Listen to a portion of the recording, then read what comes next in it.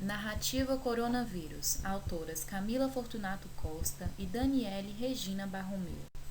Essa é uma atividade na disciplina Tecnologias e Práticas Educativas em Ciências Biológicas, na licenciatura em Ciências Biológicas da PUC Minas.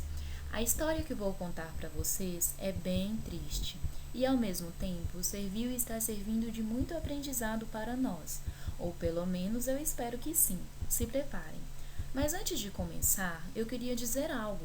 Como sabemos, a maioria ou quase tudo que acontece na nossa vida tem interferência do homem, seja para o bem, seja para o mal, direta ou indiretamente.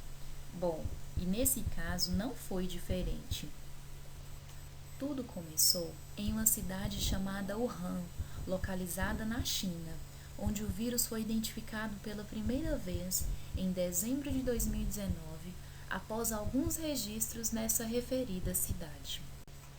Em um mercado de frutos do mar, onde de alguma forma o vírus que contaminava apenas morcegos e outros animais como o pangolim chegou ao homem. Não se sabe ao certo como, mas provavelmente através do contato da saliva e fezes desses animais selvagens que eram comercializados no mercado. Pois é, amigos, o homem mais uma vez propulsor do início de uma doença como tantas outras, e que hoje devasta o mundo todo. E a maioria delas acontece devido ao homem estar invadindo cada vez mais os espaços zoonóticos e deixando os animais e as doenças que antes circulavam apenas neste meio mais próximas a nós, além do comércio ilegal de animais silvestres e animais domésticos, como acontece em Wuhan.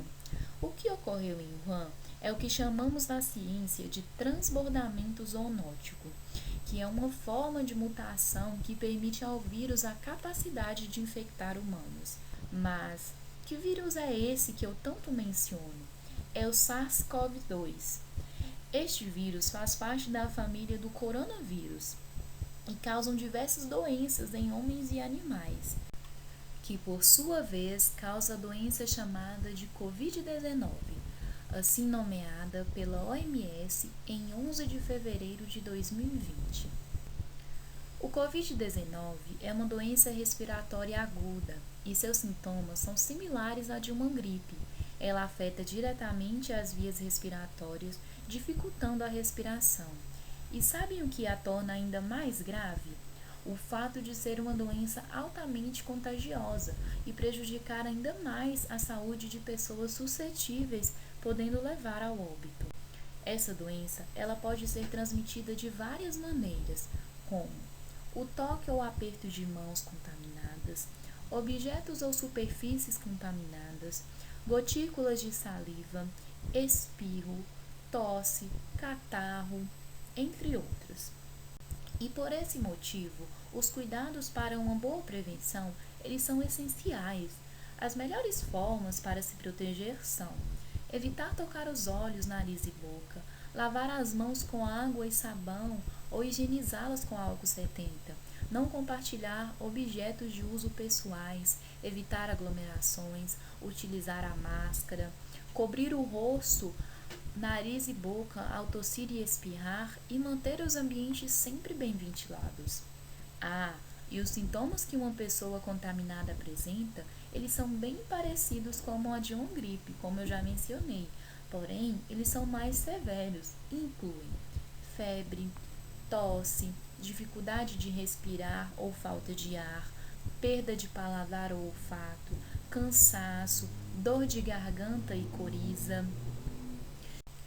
E como disse anteriormente, existem pessoas mais vulneráveis a essa enfermidade, começando pelos idosos, que por si só já possuem um sistema imune menos resistente, e pessoas de qualquer idade que tenham comorbidades, como a cardiopatia, diabetes, pneumopatia, doença neurológica ou renal, imunodepressão, obesidade, asma, puérperas.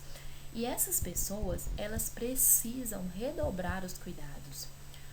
Bom, no início da disseminação dessa doença, logo após atingir severamente o país da China, ela se alastrou rapidamente para a Europa, tendo seu epicentro na Itália e deixando cerca de 36 mil mortos.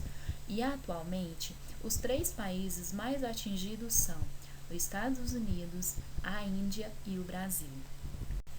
Bom, agora que vocês já sabem o contexto dessa história, eu vou focar um pouco mais em nosso país e explicar para vocês como tem sido a evolução dela desde que chegou aqui. Em fevereiro de 2020, nós fomos notificados com o primeiro caso confirmado dessa doença no Brasil, em São Paulo, no dia 26 de fevereiro de 2020, e com isso, mais de 30 brasileiros que moravam em Wuhan foram repatriados. No dia 11 de março, a notícia que não esperávamos. A OMS declara o coronavírus como pandemia. E é aí que começam os momentos que jamais imaginávamos vivenciar. E no dia 17 de março, para o pesar dos brasileiros, ocorre a primeira morte decorrente do coronavírus. Em abril, o Brasil muda o protocolo e passa a recomendar o uso de máscara, pois os casos estavam se alastrando muito rapidamente. E diante dessa situação, se inicia o caos político e a saúde pública ela é diretamente afetada, com algumas trocas de ministros em plena pandemia.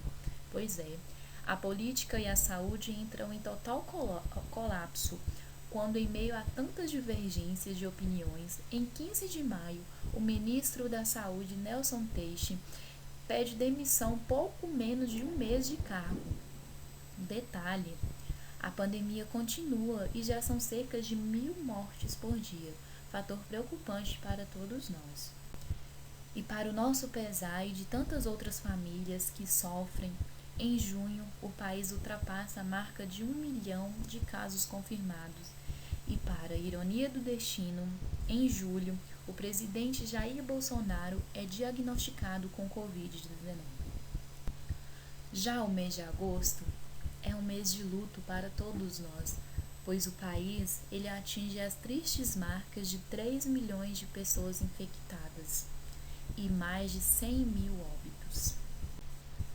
E por fim, nós temos o atual cenário este de profundo luto e agonia para nós brasileiros e pessoas do mundo inteiro.